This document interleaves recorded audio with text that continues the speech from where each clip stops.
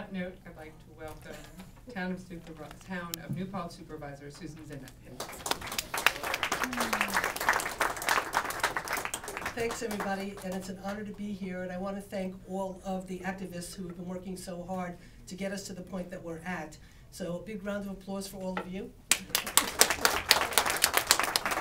And it's interesting because we were just told that they got very, very far, how they get so far, and now all of a sudden, because of the opposition of the groups that are working, now all of a sudden you open your paper every day, and last week there were 2 full-page ads in the Times Herald Record.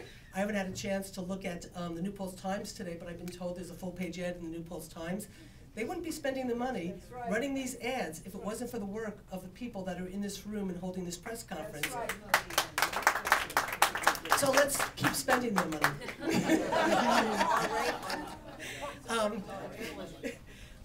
The town of New Paltz did.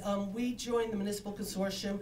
It was unanimous by the New Paltz Town Board to support it. And not only did we pass a resolution supporting the work, but we also, just a couple of nights ago, allocated $1,500 to go towards the legal fund to help fight this and go forward. So we're not just passing resolutions, we're putting our money where our mouth is, and we're basically saying, do what you have to do and count on us to be there to help you on behalf of our community. So, to quote, and it really follows up on what Congressman Hinchey had said about this company and what they're thinking about doing, so I'd like to actually use their own words. And they actually say in Fortis's own statements on their website that it says their profitability is dependent on, among other things, quote, the current environment of low natural gas prices and the abundance of shale gas reserves versus alternative energy. That's right there in their own language. Fracking will come to New York, there'll be all this gas, we can provide, cheap electricity, congratulations. Well, we have news for Fortis. They're not fracking in New York so quickly. So if they're making their financial profit statements based on the fracking plans of New York State, they better go back and redo their website and put out the truth. The other thing is where they say versus alternative energy. So right there, they're throwing down the gauntlet and saying, we're gonna use natural gas, we're not gonna look into alternative energy. Well, that flies absolutely in the face of what New Paltz is trying to do, where we're trying to get off the grid through the municipality, through solar. We're working with Randolph Horner to try to bring total solar to New Paltz.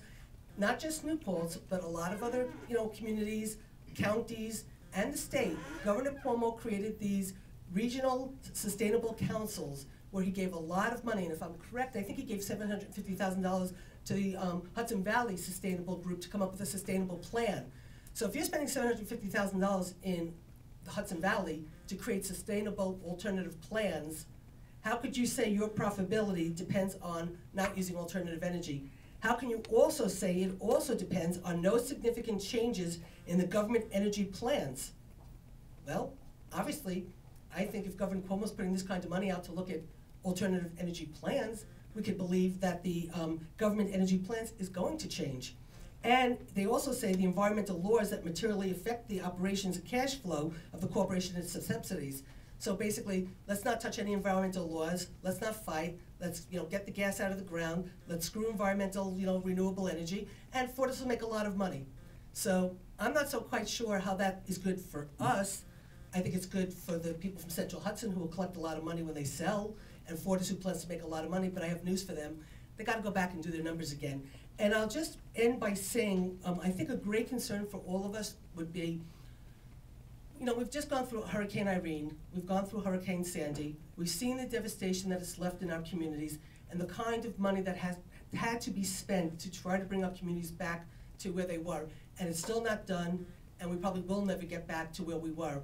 So to have a holding company from Canada who's going to deal with our electrical needs after a major storm, and this not stopping, they're going to just becoming more and more and more. That's right. How can we put ourselves in a situation where, God forbid there's an emergency, and we have to ring up Canada, a long distance call, to sort of say, hey, guess what, we need your help now? I don't think so. So I think they're building their whole entire profitability on a very big fault line, or on a gas fracture. That's not going to happen. And so they better go back, and they better rewrite this, because right now, they ain't coming here. Thanks. Yeah.